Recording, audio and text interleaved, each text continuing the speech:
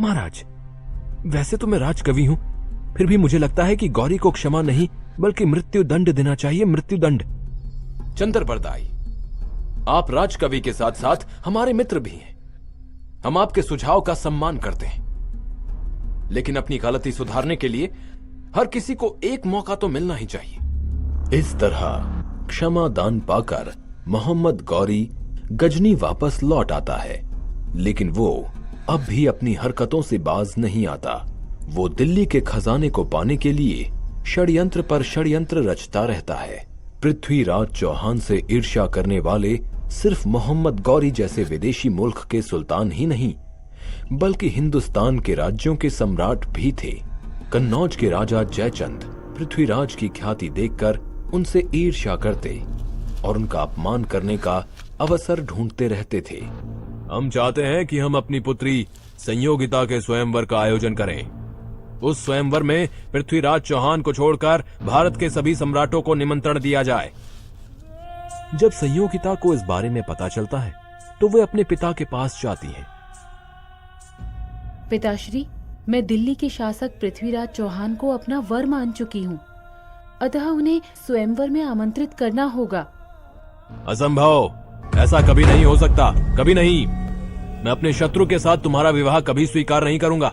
पिता से अस्वीकृति मिलने पर संयोगिता ने गुप्तवश सखी के पति के हाथों पृथ्वीराज चौहान को प्रेम प्रस्ताव के साथ स्वयंवर में आने का निमंत्रण पत्र भिजवा दिया।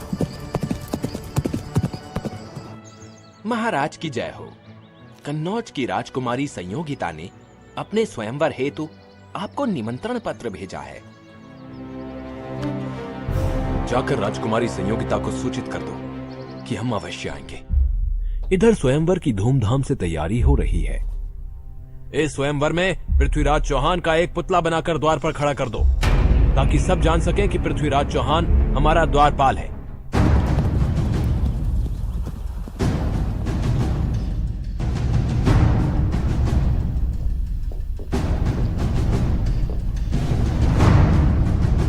महाराज, अभी अभी सूचना मिली है कि आपके अपमान के उद्देश्य से जयचंद ने आपका पुतला बनवाकर द्वारपाल के रूप में लगवाया है। हम इस अपमान का बदला अवश्य लेंगे। कन्नौज की राजकुमारी संयोगिता के स्वयंवर में हम अवश्य जाएंगे। आज कन्नौज के राजमहल में संयोगिता का स्वयंवर है। हिंदुस्तान के कई सम्राट उपस्थित हैं। संयोगिता जयमाला के लिए सभी सम्राटों को अस्वीकार कर आगे बढ़ती हैं और पृथ्वीराज चौहान की प्रतिमा को देखकर रुक जाती हैं।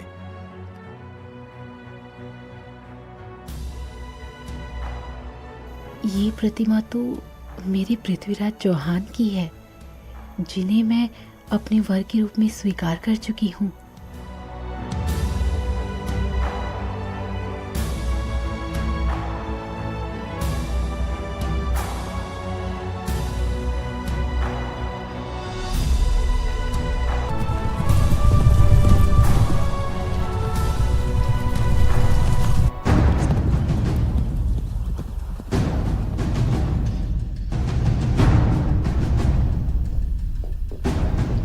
संयोगिता ने मेरी प्रतिमा को जयमाला पहनाई, अतः ये मेरी पत्नी हुई।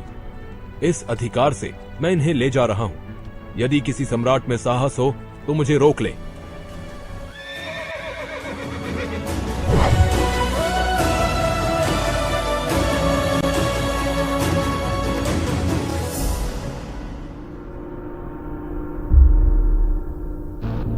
पृथ्वीराज चौहान ने भरी सभा में हमारा अपमान करके अच्छा नहीं किया।